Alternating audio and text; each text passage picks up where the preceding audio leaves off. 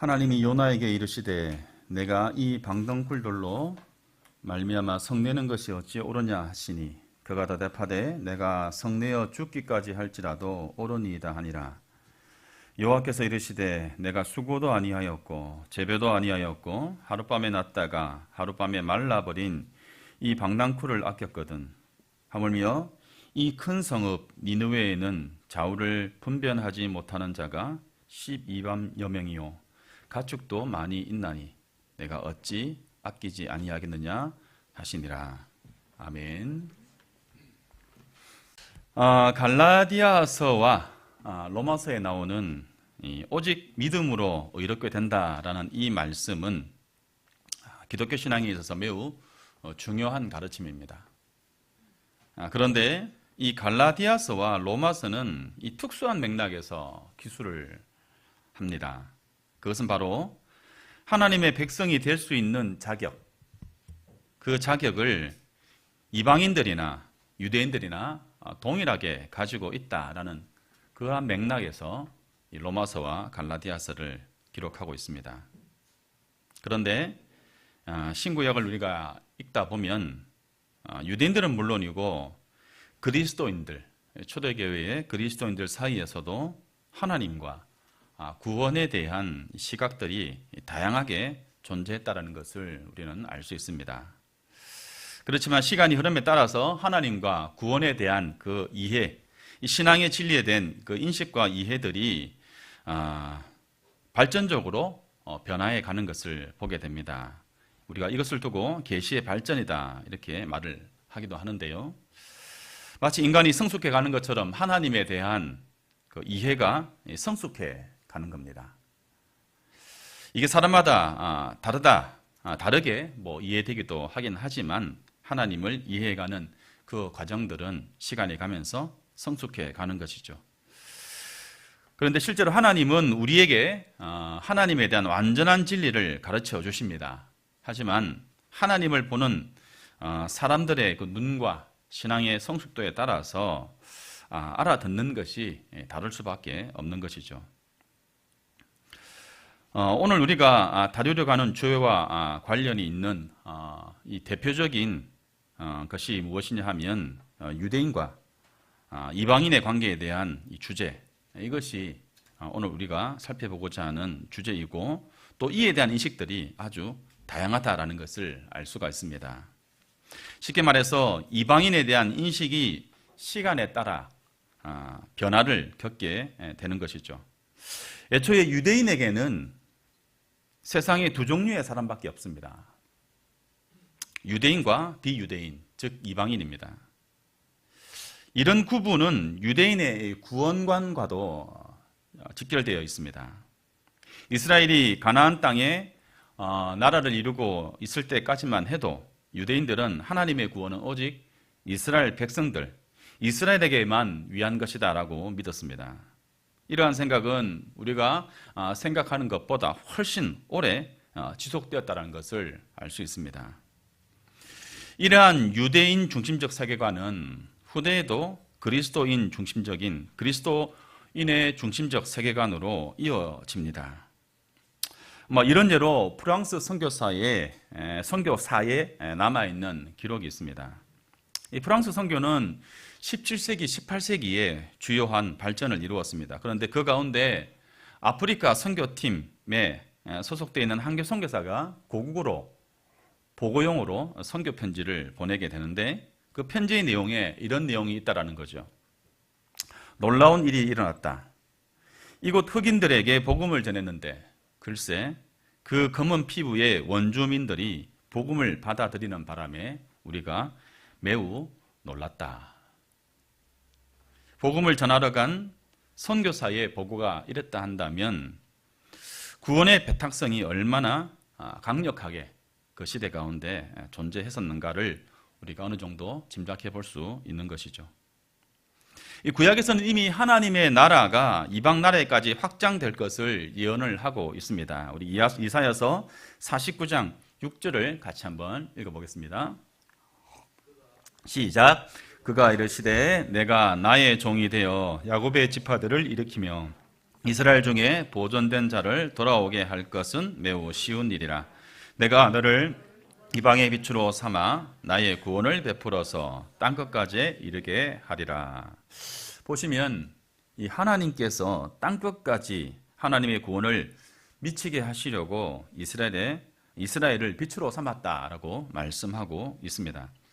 이어서 이사야서 56장 6절과 7절입니다. 같이 한번 읽어보겠습니다. 시작. 여호와와 연합하여 그를 섬기며 여호와의 이름을 사랑하며 그의 종이 되며 안식일을 지켜 더럽히지 아니하며 나의 언약을 굳게 지키는 이방인마다 내가 곧 그들을 나의 성산으로 인도하여 기도하는 내 집에서 그들을 기쁘게 할 것이며. 이방인들에게도 하나님의 성전이 열려 있음을 말씀합니다. 이어 나오는 말씀이 아주 유명한 말씀이죠. 내 집은 만민이 기도하는 집이라 라는 그런 말씀이 이어져 나옵니다.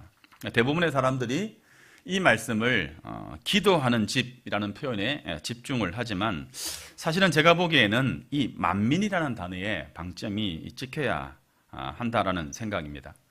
다시 말해서 하나님의 성전은 만민에게 허용된 기도하는 집이라는 것입니다. 하나님을 믿는 모든 자들에게 열려 있는 집이 여호와의 집이다라는 것을 말씀하는 것이죠.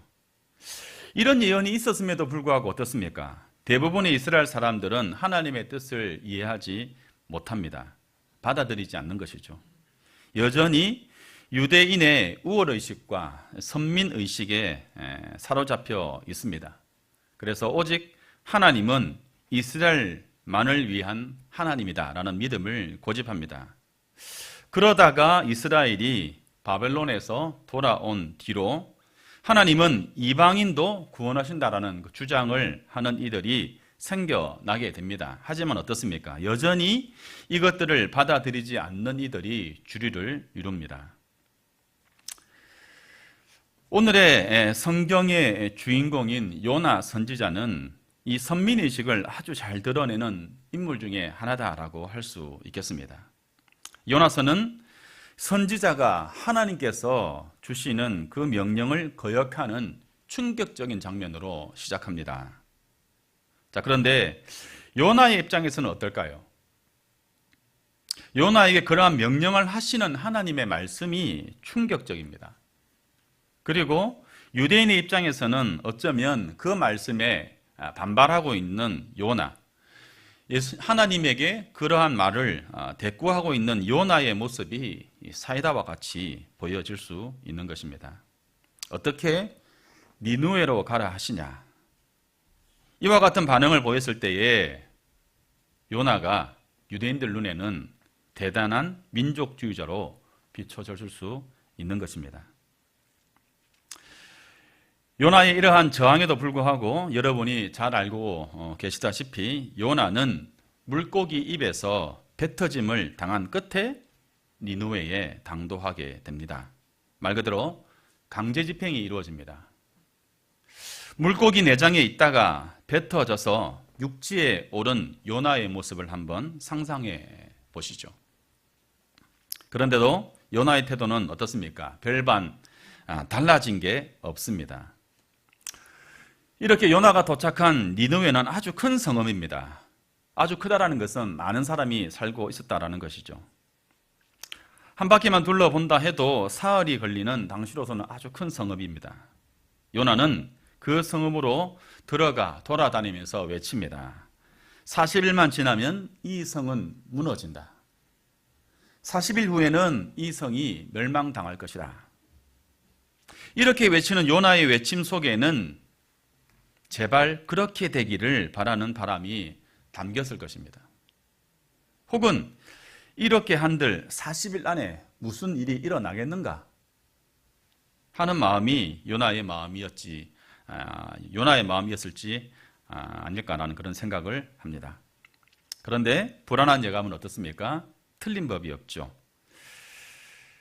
니느웨에 금식령이 내려지게 되고 가장 높은 사람부터 가장 낮은 사람에 이르기까지 모두 굵은 베옷을 입고 회개했습니다.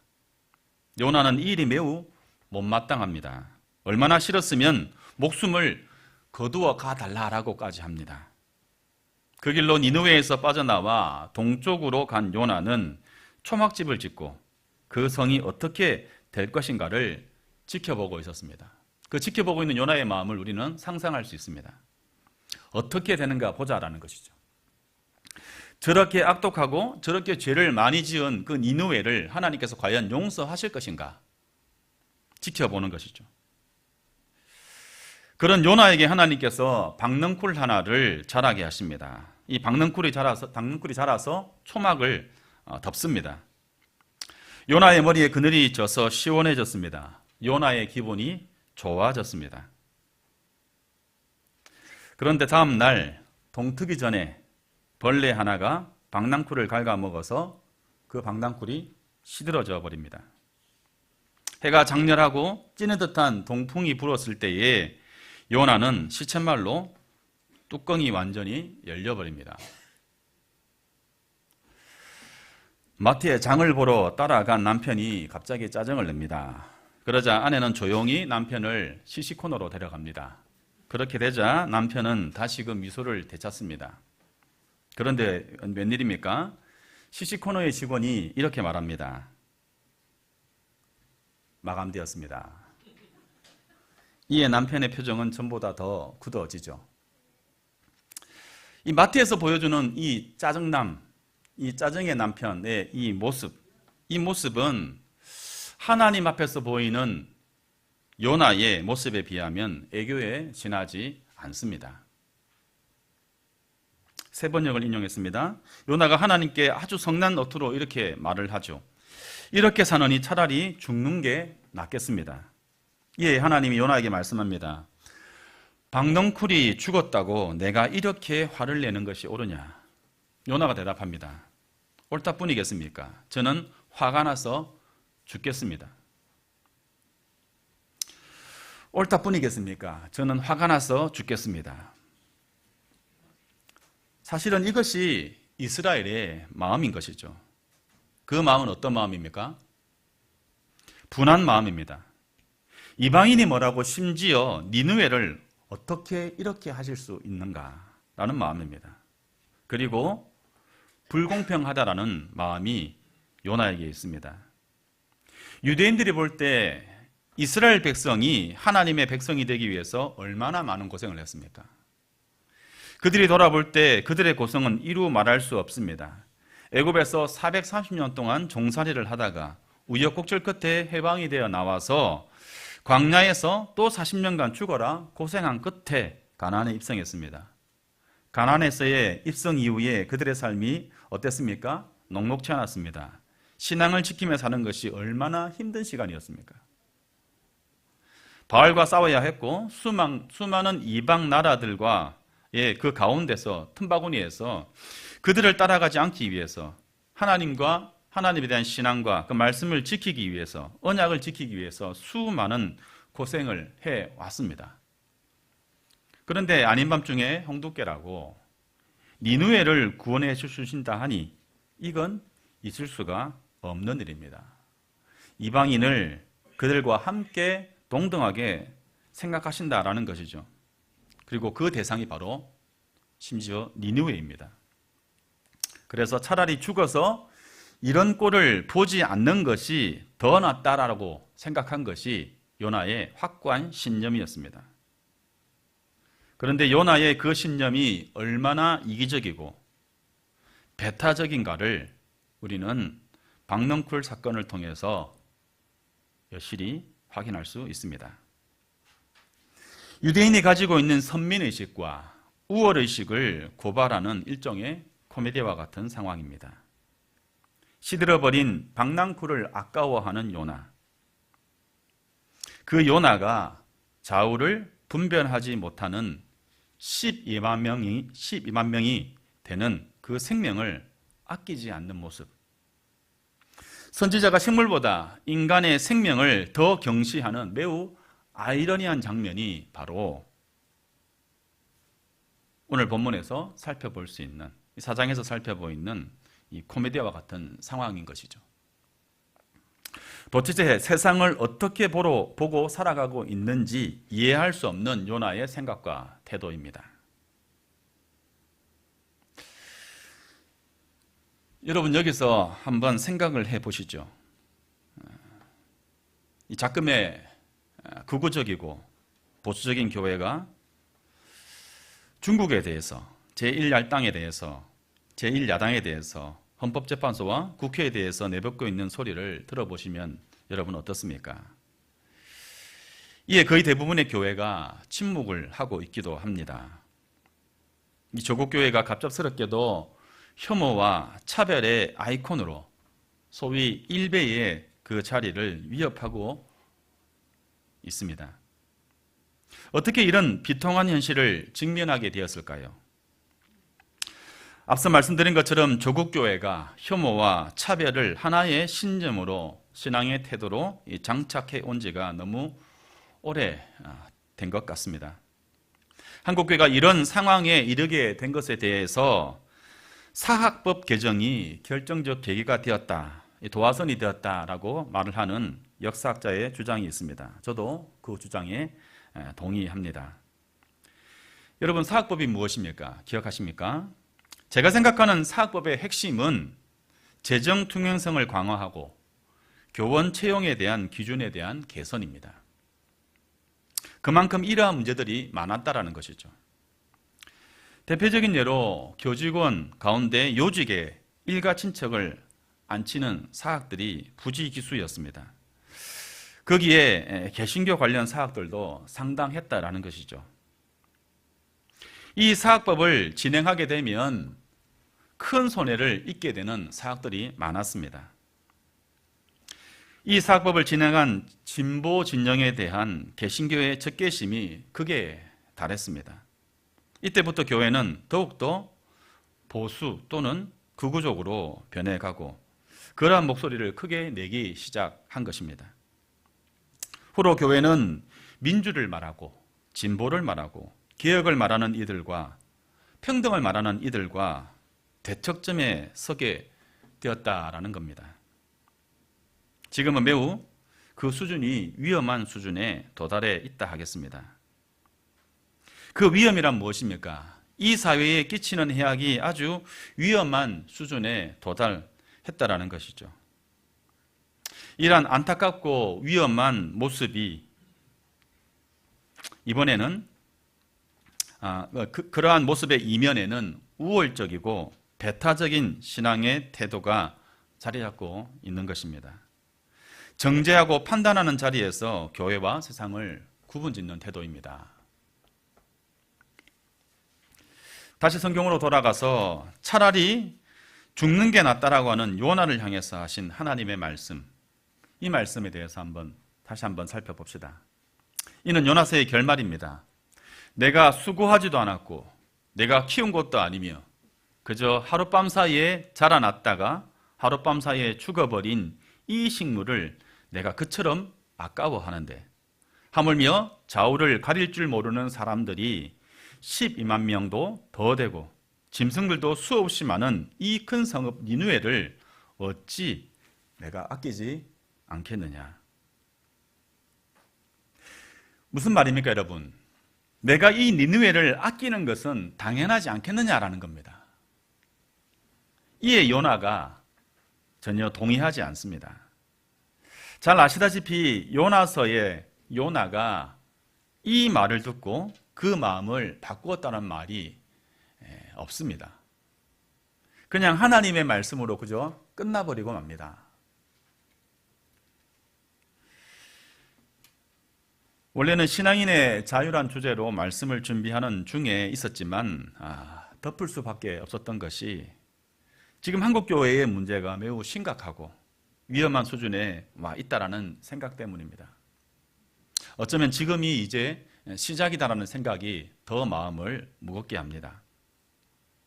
여러분들도 공감하시고 계시겠지만 교회의 현실이 참으로 아찔한 상황 가운데 와 있다라고 생각되는 현실입니다. 복음의 길이 막히는 것이 아닐까라고 했던 그 생각이 어쩌면 그런 염려가 한가하게 느긋하게 느껴지는 그러한 심각한 상황인 것 같습니다.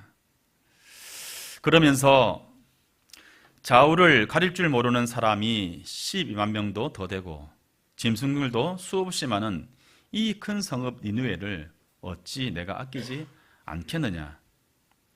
이렇게 말씀하시는 하나님의 그 말씀에 침묵으로 일관하고 있는 요나의 모습에 더욱더 소름이 끼치는 것이죠.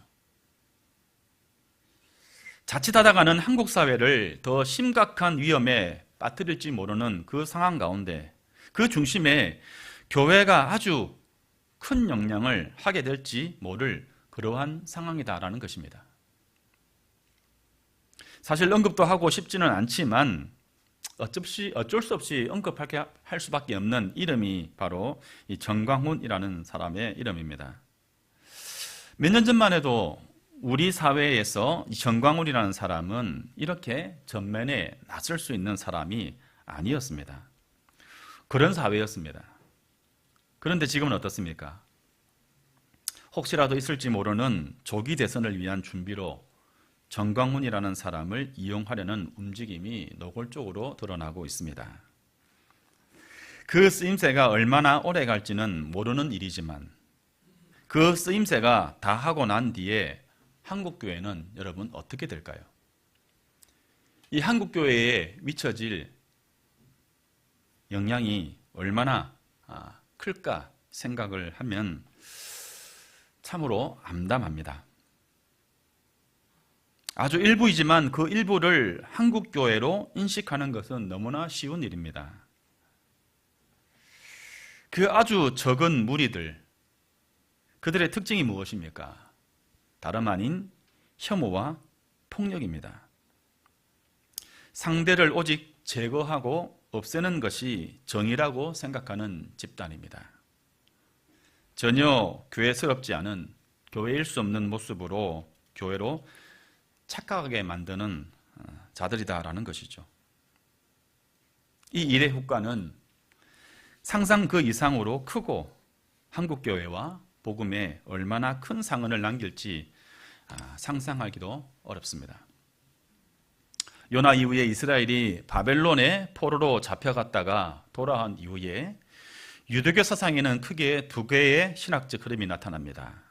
하나는 유대인들만 구원하신다는 배타적이고 보수적인 신학, 다른 하나는 하나님께서 유대인만 아니라 모든 인류를 구원하신다는 보편주의 신학이었습니다. 그런데 안타깝게도 배타적 보수 신학이 주류를 이룹니다. 바벨론 포로 이후에 유대인들은 전 세계로 흩어져 나가게 되었고 유대인들의 도덕과 종교에 매료되어서 유대계로 개종하려는 이방인들이 생겨났습니다. 그때 보편주의자들은 이런 개종자들을 인정하고 받아들입니다. 반면에 보수주의자들은 이들의 개종을 인정하지 않습니다.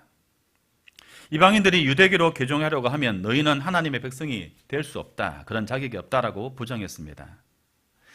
이런 보수적인 관념을 반영하는 것이 유대교회에서의 샴마이 학파입니다. 그리고 그 반대편에 있는 것이 힐렐 학파이겠죠.